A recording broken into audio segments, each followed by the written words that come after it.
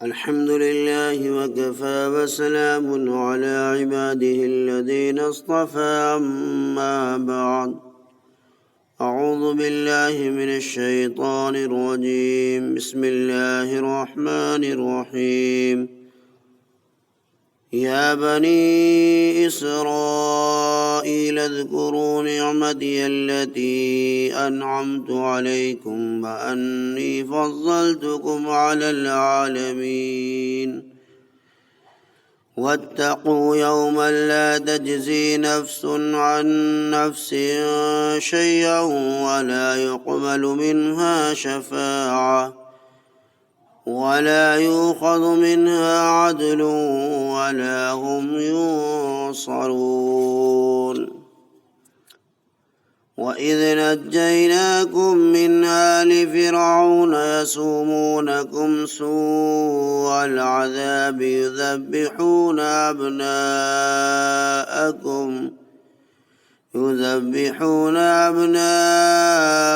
ويستحيون نساءكم وفي ذلكم بلاء من ربكم عظيم وإذ فرقنا بكم البحر فأنجيناكم وأغرقنا آل فرعون وأنتم تنظرون۔ اے اولاد یعقوب، تم لوگ میری اس نعمت کو یاد کرو جو میں نے تم کو انعام میں دی تھی، اور اس کو کہ میں نے تم کو تمام دنیائے جہان والوں پر فوقیت دی تھی، اور ڈرو تم ایسے دن سے کہ نہ تو کوئی شخص کسی شخص کی طرف سے کچھ مطالبہ ادا کر سکتا ہے، اور نہ کسی شخص کی طرف سے کوئی سفارش قبول ہو سکتی ہے، اور نہ کسی شخص کی طرف سے کوئی معاوضہ لیا جا سکتا ہے، اور نہ ان لوگوں کی طرفداری چل سکے گی۔ اور جب کہ رہائی دی ہم نے تم کو متعلقین فرعون سے،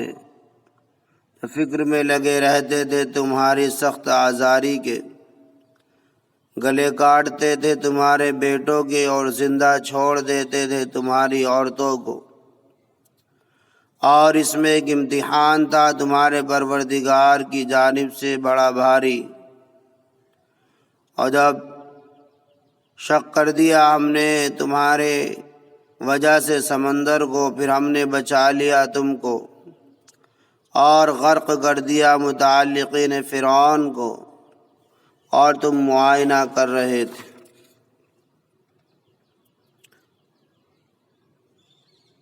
بنی اسرائیل پر انعامات الہیہ کا تفصیلی تذکرہ۔ گزشتہ پورے رکوع میں بنی اسرائیل کو خطاب کر کے حق تعالی شانہ نے اجمالی طور پر اپنی بعض نعمتیں یاد دلائی تھیں۔ ان آیات سے ان انعامات و احسانات کا تفصیلاً بیان ہو رہا ہے، اور مقصد اس سے یہی ہے کہ یہود مدینہ ایک طرف تو اللہ تعالیٰ کی اپنی قوم پر گزشتہ عنایتوں اور نوازشوں کو دیکھیں، اور دوسری طرف اپنی قوم کی گزشتہ تقصیرات اور کوتاہیوں کو دیکھیں، تو لا محالہ حق تعالیٰ شانہ سے شرمائیں اور گزشتہ سے سبق لیتے ہوئے اب حق تعالیٰ شانہ کے احکام کو قبول کریں، اور اللہ تعالیٰ کی آخری کتاب قرآن کریم کو جو نبی آخر الزماں صلی اللہ علیہ وسلم پر نازل کی گئی ہے اس پر ایمان لے آئیں۔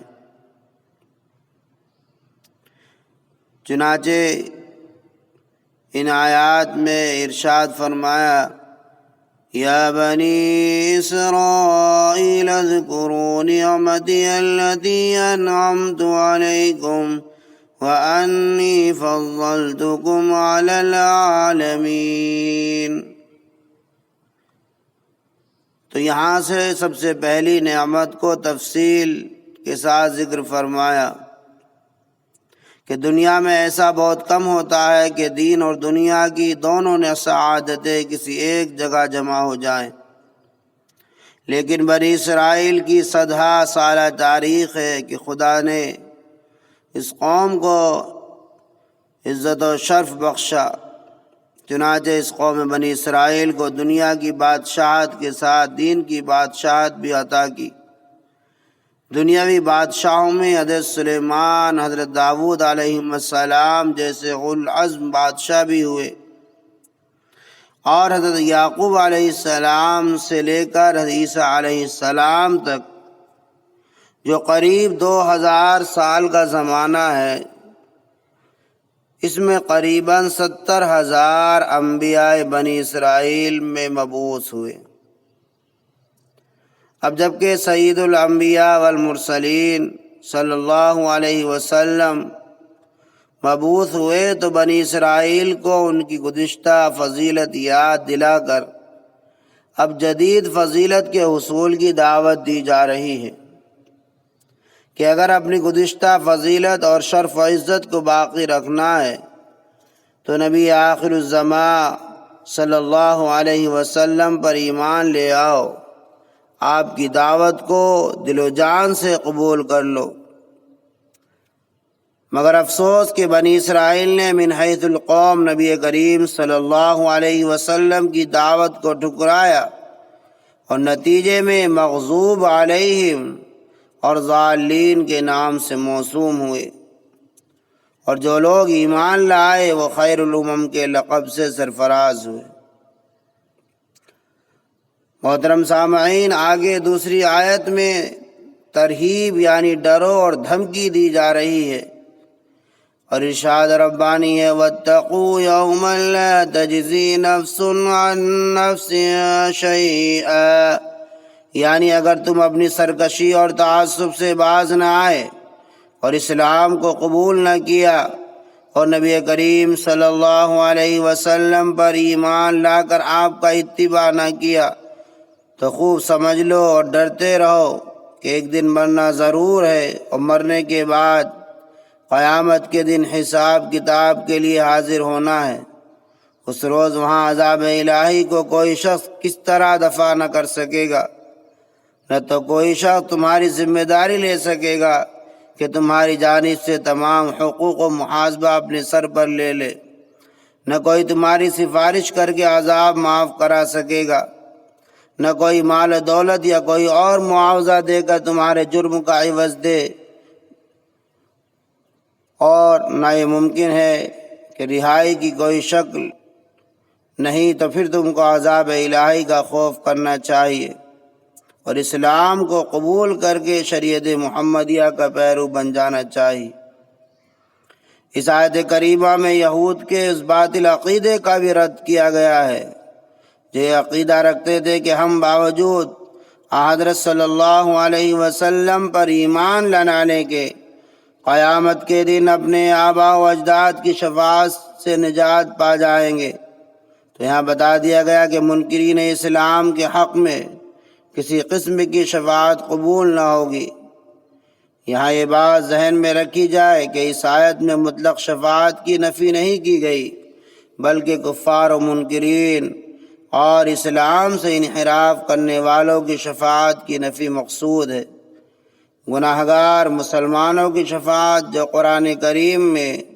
دوسری آیات اور احادیث نبوی صلی اللہ علیہ وسلم سے ثابت ہے، اس کی نفی مقصود نہیں ہے۔ آگے اللہ تعالیٰ نے یہود کو 2 انعامات کی یاد دہانی، آزادی اور بحر قلزم میں راستہ ملنا۔ حضرت یوسف علیہ السلام کے زمانے میں بنی اسرائیل مصر میں آ کر آباد ہو گئے، اور قریب 400 برس کے اندر ان کی تعداد لاکھوں تک پہنچ گئی تھی۔ مصر کے بادشاہوں کو، جن کا لقب فرعون ہوتا تھا، ان کو غیر ملکی بنی اسرائیلیوں کا مصر میں رہنا پسند نہ تھا۔ خود برسر حکومت ہونے کی وجہ سے ان سے ٹیکس لیتے، ذلیل کام کراتے عورتوں سے سوت کتواتے، کپڑا بنواتے، مردوں سے راج مزدوری کا کام لیتے، کھیت جتواتے۔ ایک رات فرعون مصر یعنی ولید بن مصعب نے خواب دیکھا کہ ایک آگ بیت المقدس کی طرف سے آئی ہے، جس نے تمام مصر کو گھیر لیا اور چن چن کر ایک قبطی یعنی مصری کے گھر میں گھس گئی اور اس کو جلا دیا، اور بنی اسرائیل کے مکانات میں وہ نہیں گئی اور وہ محفوظ رہے۔ فرعون مصر نے صبح کو تمام کاہنوں کو جمع کر کے اس خواب کی تعبیر پوچھی۔ اس خواب کو سن کر کاہنوں نے بالاتفاق کہا کہ بنی اسرائیل میں جو لڑکا پیدا ہو وہ قتل کر دیا جائے، البتہ لڑکی چھوڑ دی جائے۔ چنانچہ جب بڑی تعداد بنی اسرائیل کے بچوں کی قتل ہو چکی تو سرداران قبط نے جمع ہو کر فرعون سے درخواست کی کہ ان بنی اسرائیل سے ہمارے تمام محنت و مشقت کے اور ذلیل خدمات کے کام متعلق ہیں۔ اگر یہ قتل عام یوں ہی جاری رہا تو انجام کار یہ ذلیل کام بھی ہم ہی کو کرنا پڑیں گے۔ یہ سن کر فرعون نے ترمیم کی کہ ایک سال بچے قتل کیے جائیں، دوسرے سال قتل نہ کیے جائیں۔ جس سال یہ قتل موقوف تھا اس سال حضرت موسیٰ علیہ السلام کے بڑے بھائی حضرت ہارون علیہ السلام پیدا ہوئے، اور جس سال قتل جاری تھا اس سال حضرت موسیٰ علیہ السلام پیدا ہوئے۔ اللہ تعالیٰ نے اپنی لطیف حکمت سے موسیٰ علیہ السلام کو محفوظ رکھا اور خود اسی فرعون بادشاہ مصر کے محل میں موسیٰ علیہ السلام کی پرورش کرائی۔ دوسری آیت میں دوسرا خصوصی انعام و احسان کا ذکر فرمایا گیا، یعنی اے یہود مدینہ وہ زمانہ اس وقت بھی یاد کرو جب ہم نے محض تمہاری وجہ سے راستہ دینے کو سمندر کو شق کر دیا۔ یہ قصہ اس وقت ہوا تھا کہ جب حضرت موسیٰ علیہ السلام مصر میں بنی اسرائیل لی گھرانے میں پیدا ہو کر فرعون کے محل میں پرورش پا کر جوان ہوئے، پھر ایک مصری کے نادانستہ قتل کی ہو جانے کی وجہ سے فرعون کی گرفت سے بچ کر مدین چلے گئے، اور وہاں سے کافی عرصے بعد پھر اللہ تعالیٰ کے پیغمبر بن کر مصر میں واپس آئے اور مدتوں فرعون کو سمجھاتے رہے۔ جب کسی طرح نہ مانا تو موسیٰ علیہ السلام کو حکم الہی ہوا کہ بنی اسرائیل کو خفیہ لے کر مصر سے راتوں رات چلے جاؤ۔ راستے میں سمندر یعنی بحر قلزم پڑا اور پیچھے سے فرعون ماں اپنے لشکر کے ان کے تعاقب میں آ پہنچا۔ اس وقت اللہ تعالیٰ کے حکم سے سمندر پھٹ گیا اور اس میں خشک راستے ظاہر ہو گئے، جن پر گزر کر بنی اسرائیل تو سمندر پار کر گئے، اور جب فرعون تعاقب کی غرض سے انہی راستوں پر سے گزرنے کے لیے اندر سمندر میں گھسا، اس وقت سمندر کا پانی اپنی سابق حال پر ہو گیا اور فرعون اپنے لاؤ لشکر کے ساتھ ڈوب کر ختم ہو گیا۔ محترم سامعین، حضرت ابن عباس رضی اللہ تعالیٰ عنہ سے روایت ہے کہ جب بعد ہجرت نبی کریم صلی اللہ علیہ وسلم مدینہ منورہ تشریف لائے تو دیکھا یہود مدینہ عاشورہ کا روزہ رکھتے ہیں۔ نبی کریم صلی اللہ علیہ وسلم نے یہود سے دریافت فرمایا تو انہوں نے کہا آج عاشورہ کا دن ہے، اس مبارک دن میں بنی اسرائیل کو فرعون کے ہاتھوں سے نجات ہوئی اور فرعون غرق ہو کر ہلاک ہوا۔ تو موسیٰ علیہ السلام نے بطریق شکر کے اس دن کا روزہ رکھا تھا، تو ہم بھی ان کی پیروی میں روزہ رکھتے ہیں۔ عاشورہ کا روزہ محرم کی 9 تاریخ کے روز، عاشورہ کا روزہ 9 تاریخ کے روزے کے ساتھ ملا کر رکھنا مسنون ہے۔ صرف عاشورہ والے دن کا روزہ رکھنا مکروہ ہے، یعنی محرم کی 9 تاریخ کا روزہ رکھیں، 10 تاریخ کا روزہ رکھیں، یا 10 کا رکھیں یا 10 اور 11 کا رکھیں۔ الغرض یہاں آیات میں دو خصوصی واقعات اور احسانات جو قوم بنی اسرائیل پر اللہ تعالیٰ نے فرمائے تھے، یہود مدینہ کو یاد دلائے گئے۔ مزید انعامات و احسانات کا ذکر اگلی آیات میں فرمایا گیا ہے، جس کا بیان انشاءاللہ آئندہ آئے گا۔ اللہ تعالیٰ ہم کو امت مسلمہ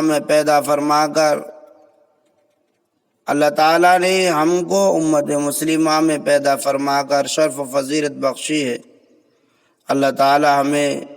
اس شرف و عزت کو قائم رکھنے کی توفیق عطا فرمائے اور نبی کریم صلی اللہ علیہ وسلم کا پکا اور سچا امتی ہونا نصیب فرمائے۔ اللہ تعالیٰ اپنے شب روز کے احسانات اور انعامات کی شکر گزاری کی توفیق نصیب فرمائے اور ہمیں اپنے شکر گزار بندوں میں شامل فرمائے۔ آمین۔ وآخر دعوانا الحمدللہ رب العالمین۔